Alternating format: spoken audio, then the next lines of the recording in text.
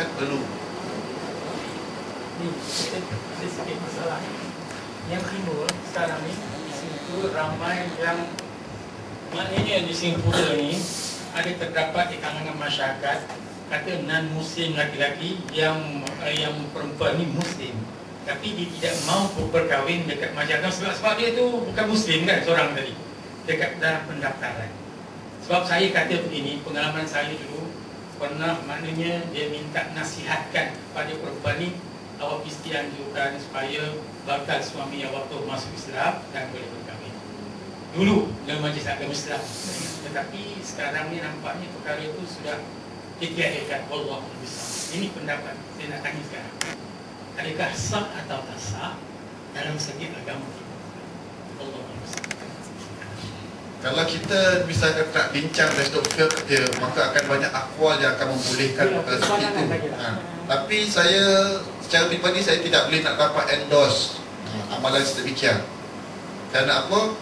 Kerana banyak mudaratnya.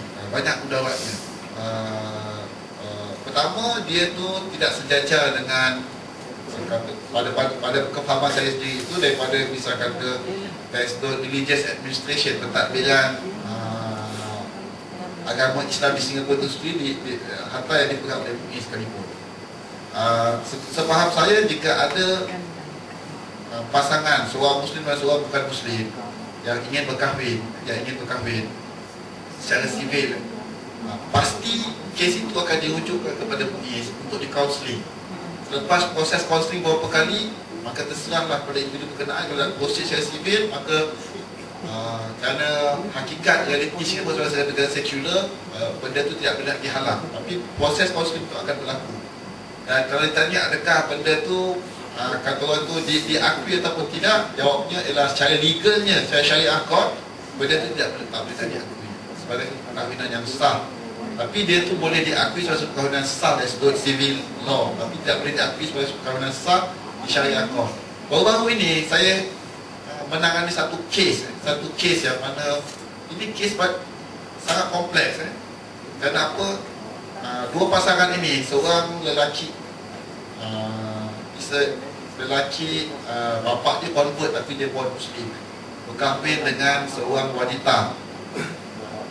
Dia berkahwin pindah-pindah, berkahwin di Amerika secara sivil, lepas tu berkahwin di UK secara Islam, balik Singapura dia register secara syariah court, dan juga dia berkahwin di church. Jadi kita pun confused, dia berkahwin secara sivil ke berkahwin secara Islam. Tapi lepas tu dia nak bercerai. Jadi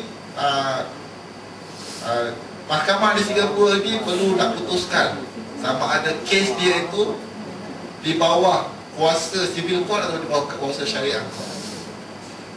Dan akhirnya civil court tidak mahu mendengar kes itu dahulu sampai syariah court membuat keputusan sama ada this fall under our jurisdiction ataupun civil court.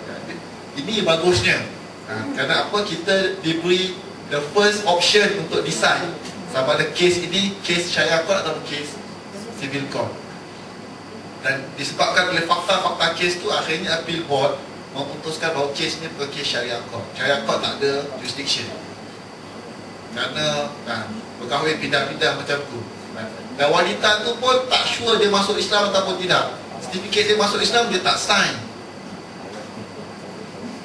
Dia ada banyaklah cerita panjang dari kompleksiti dia. Tapi yang menariknya dalam kes ni ialah antara hujah juga oleh syariah court ialah di Singapura ini so far appeal board tidak mengiktiraf perkahwinan antara Muslim dengan kitabi.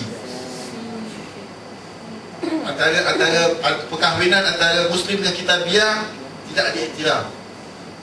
Kecuali kalau kitabiah itu mengikut mazhab Syafi'i, kitabiah itu adalah kitabiah yang asal daripada generasi awal. Kitabiah tu memang tak ada darah di Singapura ni, mana ada itu macam jenis Koptik kat Mesir tu kan, mungkin dia dekat Singapura ni tak ada kitabiah yang macam tu. Dan ini sebenarnya dalam bila kita nak putuskan kes ni, kita jumpa satu kes Maria Manado. Dulu zaman kes Maria Manado tu, sebelum dia bercerai kan, kerana kes dia cerita pasal cerita berjalan kahwin satu lagi, dia tidak percaya perkahwinan yang sedia ada. Perkahwinan yang sedia ada itu ditangani oleh mahkamah syariah di Singapura. Jadi rupanya Maria Manado ni dia berkahwin dengan seorang Muslim di negara di Maluku sana, sedangkan dia tu masih lagi seorang Kristian. Jadi syariah court di Singapura ni decide bahawa pernikahan dia di Maluku tu dengan seorang Muslim tidak sah. Kerana apa? Kerana dia bukan satu perkahwinan yang kitabiah yang boleh direcognize oleh mazhab Syafi'i, kerana Maria Manado tu bukan kitabiah yang asal daripada keturunan kitabiah tu. Jadi itu digunakan untuk menyelesaikan masalah. Jadi dalam konteks Singapura ini, perkahwinan seorang Muslim dengan seorang kitabiah itu tidak direcognize, tidak boleh diakui sebagai satu nikah yang syar'i, kecuali kalau kitabiah itu jenis yang asal seperti di Kipti di Mesir tu. Jadi kalau ditanya boleh tak kita membenarkan perkahwinan antara seorang Muslim dengan seorang Kristian secara sivil,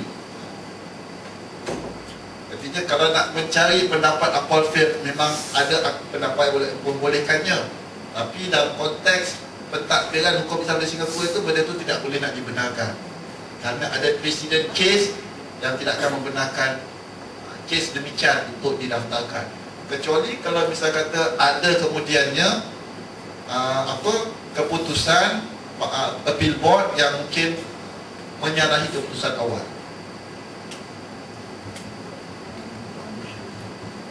Silakan. Assalamualaikum. Saya nak beri sikit keterangan. Buku Fiqh Minority Muslim ni adalah bahagian ilmiah dan terjemahan, bukan karya Ustaz Hanif. Jadi kalau apa-apa isu yang dikenakan oleh dua ulama harus dibahas oleh Persatuan Ulama Pergas untuk memberi perspektif apakah fiqh minoriti Muslim untuk Singapura. Jadi apa-apa isu yang akan dibincang dalam buku ini harus memberi perspektif yang ini adalah pendapat dua ulama saja dan bukan pendapat Ustaz Hanif. Jadi tak wajar kalau kita memberi bertanya Ustaz Hanif apa pendapat dia dalam isu-isu yang diketengahkan tu. Jadi saya harap Abang Ali Pergas telah memberi perhatian atau membaca atau menerajui buku ni, boleh memberi satu buku yang baru, Fiqh Minoriti Muslim Singapura. Itu Abang Ali Pergas boleh buatlah. Tapi buku ni adalah sebagai satu kajian ilmiah, adalah terjemahan, dan apa-apa pendapat adalah pendapat dua ulama tersebut dan bukan Ustaz Hanif sajalah. Okey, terima kasih. Silakan Ustaz. Assalamualaikum warahmatullahi wabarakatuh. Saya setuju dengan pandangan Ustaz Ali berhubung dengan buku yang diusahakan Ustaz Hanif. Ustaz Hanif sebenarnya telah tertera di kulit buku itu sendiri sebagai penterjemah, dan mungkin agak payah bagi beliau kalau kita tanyakan tentang pandangan-pandangan yang ada dalam buku itu sendiri. Dan buku itu merupakan pandangan daripada dua ulama yang kita anggap besar di zaman ini. Jadi saya rasa memang wajar kalau Pergas sendiri insya-Allah yang merangka untuk membincangkan tentang isi kandungan buku tersebut dan melihat perspektif mana yang sesuai dengan konteks Singapura itu sendiri. Jadi lahirnya begini sebagai satu titik permulaan. Dia akan ada titik-titik yang berikutnya lah yang akan terus bertitik dan insyaAllah akan terus mudah-mudahan dari Jabatan Dakwah dan dari Pergas Eksternal kita dapat mengusahakan perbincangan berhubung dengan buku ini. Antara lagi memang antara Pergas dengan Jabatan Asatizah di MUIS dia ada kerjasama dalam muzakara dan insyaAllah ini boleh digunakan sebagai wadah untuk membincangkan isi kandungan buku sendiri insyaAllah. Satu daripada ciri-ciri kedinamikaan dalam syariat Islam, kita lihat bahawa apabila seseorang ulama dia keluar satu buku, dia ada satu lagi buku, sama ada dia rad, dia tasfir ataupun dia tarjih.